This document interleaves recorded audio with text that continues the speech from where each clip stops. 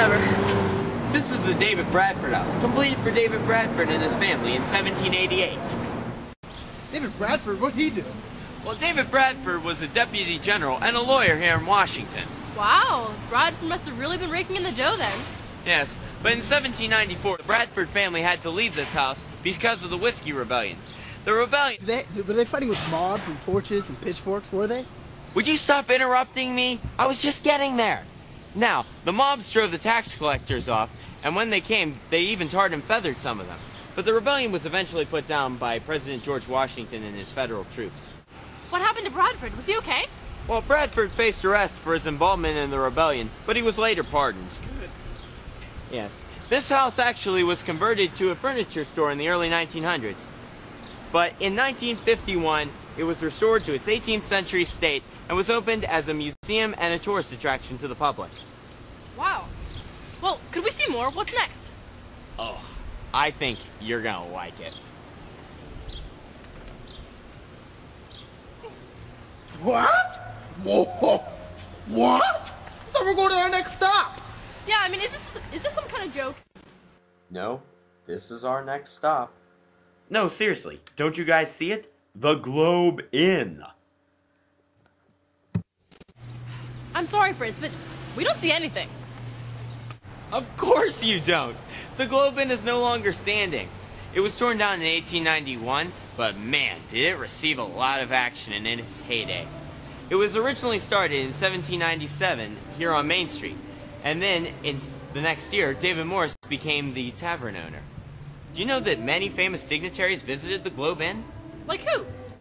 Andrew Jackson, James Monroe, William Henry Harrison, Zachary Taylor, James K. Polk, and General Lafayette, who... Well, let me ask you guys a question. Who is General Lafayette? Oh, I know. I remember hearing about him. Man, what did he do? Lafayette was a French general who helped us fight the Brits in the Revolutionary War. Thanks? No problem. Revolutionary War was the only thing I had sleep through history class. It's kind of depressing that we can't actually see the building. How would you guys like me to take you somewhere where you actually could? We would like that a lot. Well, let's see what we can do here.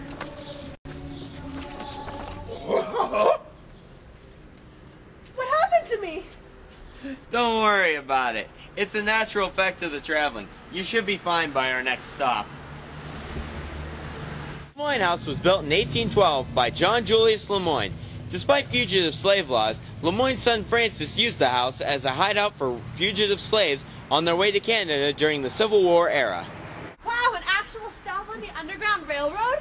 It is believed that the Lemoyne House gave freedom to over 25 fugitive slaves on their way to finding freedom.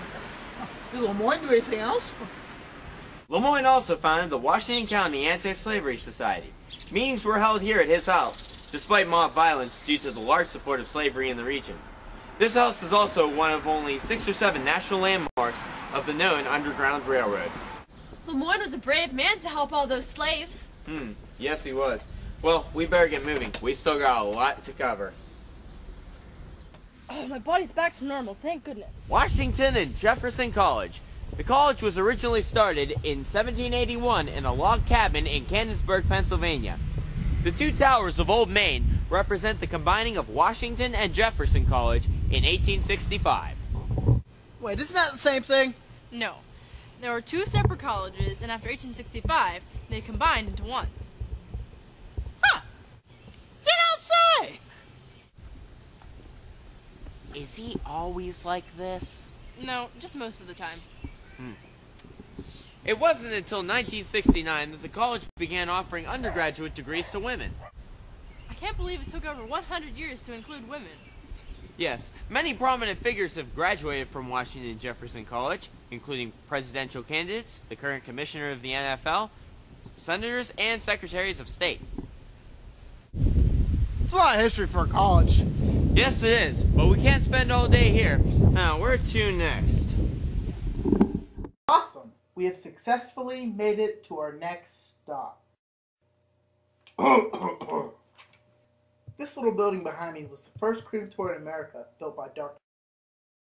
Joanne Lemoyne in 1876. Didn't we already hear about Dr. Lemoyne? He owned the Lemoyne house at the earlier stop. Yes, I'm glad someone was paying attention.